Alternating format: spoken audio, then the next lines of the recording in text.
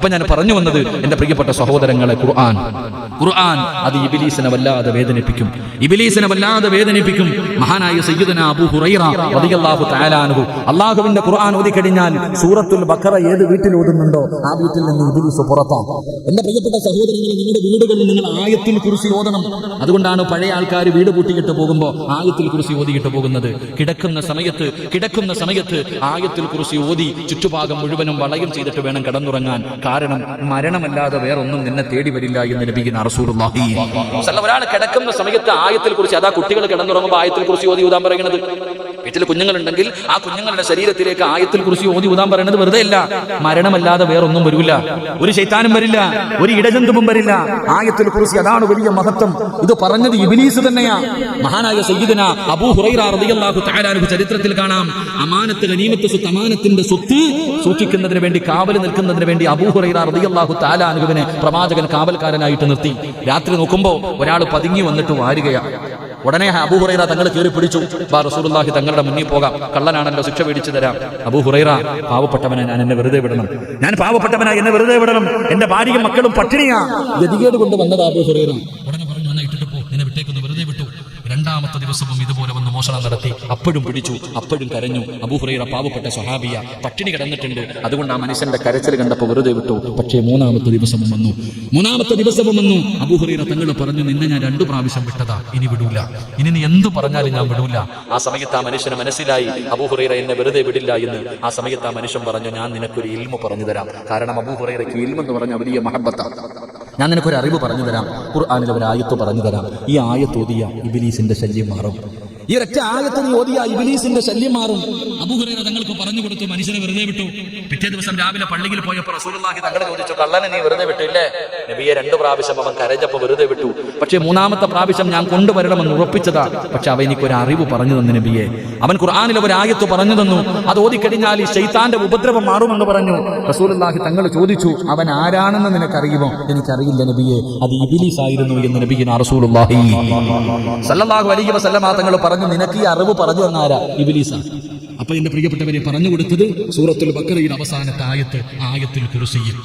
ആയത്തുൽ കുർസി ഏതെങ്കിലും മനുഷ്യന് പാരായണം ചെയ്താൽ ശൈത്താന്റെ ഉപദ്രവം മാറും. നിന്റെ വീട്ടിലോത്, നിന്റെ വാഹനത്തിലോത്, നിന്റെ സാധനങ്ങൾ സൂക്ഷിക്കുന്ന സമയത്തോത്, നീ വീട് പൂട്ടിയിട്ട് പോകുമ്പോൾ ഓത്, നിന്റെ വാഹനത്തിന്റെ അകത്ത് കയറുമ്പോ, നിന്റെ കടക്കകത്ത് കയറുമ്പോ, നീ കടയടയ്ക്കുമ്പോ, കച്ചവടത്തിന്റെ സമയത്ത് ഈ ആയത്ത് നീ ഓത്. ശൈത്താന്റെ ഉപദ്രവത്തിൽ നിന്ന് അല്ലാഹു നിന്നെ കാത്തിരക്ഷിക്കുമെന്ന് ആദരവായ പ്രവാചകൻ നബി മുഹമ്മദ് മുസ്തഫ സ്വല്ലല്ലാഹു അലൈഹി വസല്ലം. അല്ലാഹു നമുക്ക് ഈമാൻ നൽകി അനുഗ്രഹിക്കുമാറാകട്ടെ.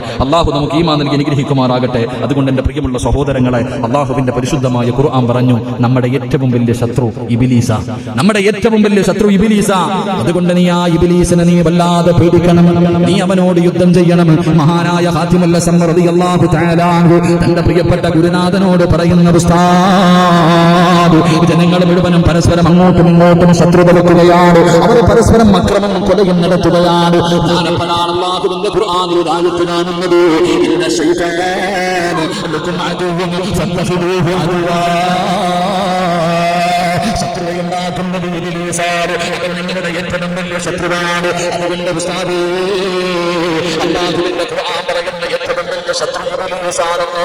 അവനാണ് ശത്രുത പരത്തുന്നത്, അവനാണ് മനുഷ്യനെ നരകത്തിലെത്തിക്കുന്നത്, അവനാണ് മനുഷ്യനെ പിഴപ്പിക്കുന്നത്. അതുകൊണ്ട് ഞാൻ അവനോട് യുദ്ധം ചെയ്യാൻ തീരുമാനിച്ചു. എന്റെ ഏറ്റവും വലിയ ശത്രു ഇബ്ലീസാ. അങ്ങയിൽ നിന്ന് ഞാൻ ധരിച്ച 7ാമത്തെ അറിവ് ഇതാണെന്ന് മഹാനായ ഖാതിമുൽ ഹസൻ തങ്ങൾ പറയുമ്പോൾ ുന്നവരോട് പറയുകയാണ്, നമ്മുടെ ഏറ്റവും വലിയ ശത്രു ഇബ്ലീസാണ്. അവനെ പരാജയപ്പെടുത്തണേ, അവന്റെ ചതിയിൽ പെട്ടുപോകരുത്, അവന്റെ ചതിയിൽ നീ പെട്ടുപോകരുത്. അവൻ ഓരോ ദിവസവും നിന്റെ ചാരത്ത് കടന്നു വരികയാണ്. ഒരു ദിവസം പോലും പാഴാക്കാതെ. എന്റെ പ്രിയമുള്ളവരെ, ഏതുവരെയാണ് ഇബ്ലീസ് നമ്മുടെ ചാരത്ത് വരുന്നതെന്നറിയുമോ? ഈ ലോകത്ത് നിന്ന് യാത്ര പറയുന്ന സമയമുണ്ടല്ലോ, സകലാത്തിന്റെ അവസ്ഥയിൽ ഞാനും നിങ്ങളും മരണത്തോട് മരണിച്ചുകൊണ്ടിരിക്കുന്ന സമയത്ത് അവൻ നമ്മളെ വെറുതെ വിടുന്നില്ല. അല്ലാഹുവിന്റെ പ്രവാചകൻ സല്ലല്ലാഹു അലൈഹി വസല്ലമ തങ്ങൾ പറയുകയാ, മരണത്തിന്റെ സമയത്ത് ഞാനും നിങ്ങളും സകലാത്തിന്റെ അവസ്ഥയിൽ കിടക്കുമ്പോ, മരണത്തോട് വെച്ചുകൊണ്ട് കിടക്കുമ്പോ, ആ സമയത്തിന് ശപിക്കപ്പെട്ട ലാനത്താക്കപ്പെട്ട ഇബ്ലീസുണ്ടല്ലോ, അവന്റെ അനുയായികളും കടന്നു വരികയാണ്. ഇബ്ലീസ് തന്റെ മക്കളും കടന്നു വരികയാണ്. മരണത്തെ ദുഃഖത്തോടെ മല്ലടിച്ചു കൊണ്ടിരിക്കുന്ന നമ്മുടെ ചാരത്ത് കടന്നു വരിക. ആ സമയത്താണ് നമ്മുടെ ചാരത്തിരുന്നിട്ട് നമ്മുടെ മക്കളെ പറഞ്ഞു തരുന്ന പറവിപ്പ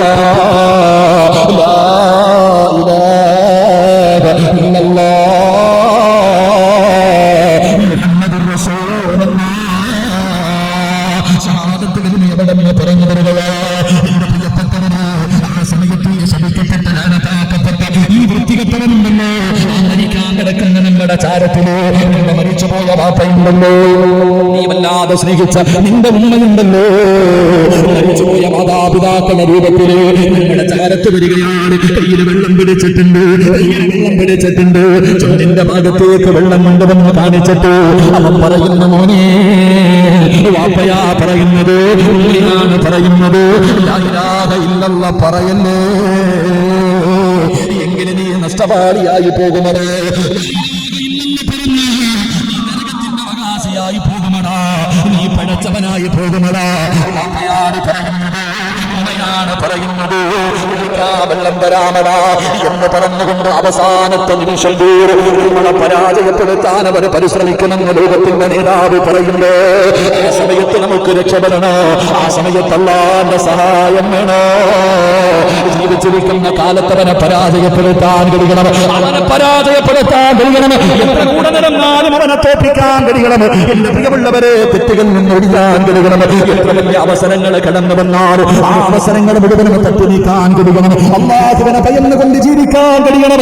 അല്ലാതെ മരിക്കുന്ന സമയത്ത് ഈമാനില്ലാതെ നമ്മൾ കിടന്ന് പിടയുന്നത് കാണുമ്പോ, ഈമാനില്ലാതെ ചത്തുപോകുന്നത് കാണുമ്പോ അവൻ നിന്ന് ചിരിക്കുകയാ, അവൻ നിന്ന് ആശമിക്കുകയാ. എങ്കിൽ ഈമാനോടുകൂടി ഒരു മനുഷ്യനെ മരിക്കുന്നത് കണ്ടാൽ അവനടുത്ത് നിന്നിട്ട് നമ്മുടെ ഈമാനെ തട്ടിപ്പറിക്കാൻ നോക്കുമ്പോ ശപിക്കപ്പെട്ടവരെ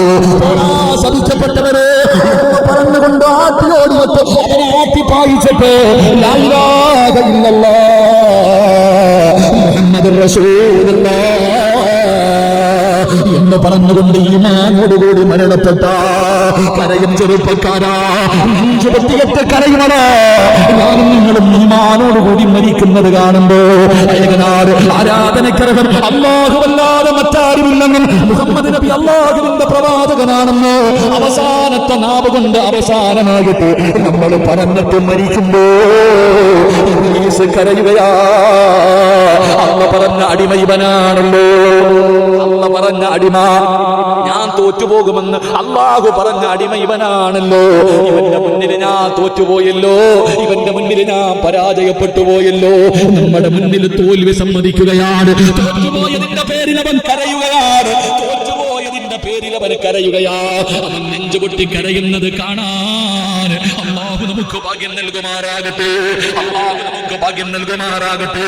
അതുകൊണ്ട് സാധ്യമല്ല സന്നദ്ധങ്ങളെ 33 വർഷം കൊണ്ട് തന്റെ പ്രിയപ്പെട്ട ഗുരുനാഥനിൽ നിന്ന് പഠിച്ച 7ാമത്തെ അറിവെന്താ?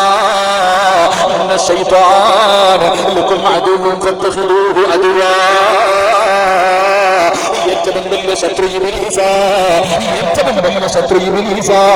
അതുകൊണ്ട് അവനോട് യുദ്ധം ചെയ്യൂ, അവനെ പരാജയപ്പെടുത്തൂ, അവനോട് പോരാടൂ, അവനെ തോൽപ്പിക്കൂ.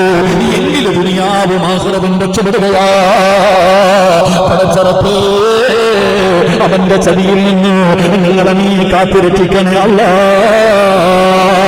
ഏതെങ്കിലും പാപത്തിലേക്ക് പെട്ടുപോകുമ്പോ നിന്നെ കുറിച്ചുള്ള ഓർമ്മ കൊണ്ട് നിങ്ങളെ സഹായിക്കണേ അല്ലാഹ്, നിങ്ങളെ രക്ഷപ്പെടുത്തണേ അല്ലാഹ്, നിങ്ങളെ പരാജയപ്പെടുത്തണേ അല്ലാഹ്, ശൈത്താന്റെ അടിമകളാക്കല്ലേ അല്ലാഹ്. ദുനിയാവും ആഖിറവും നഷ്ടപ്പെട്ടു പോകുന്നവരുടെ കൂട്ടത്തിൽ നിങ്ങളെ പെടുത്തല്ലേ അല്ലാഹ്. യഥാർത്ഥ മുത്തഖീങ്ങളും മുഖ്ലിസീങ്ങളും നിങ്ങളെ ഉൾപ്പെടുത്തി അനുഗ്രഹിക്കണേ അല്ലാഹ്.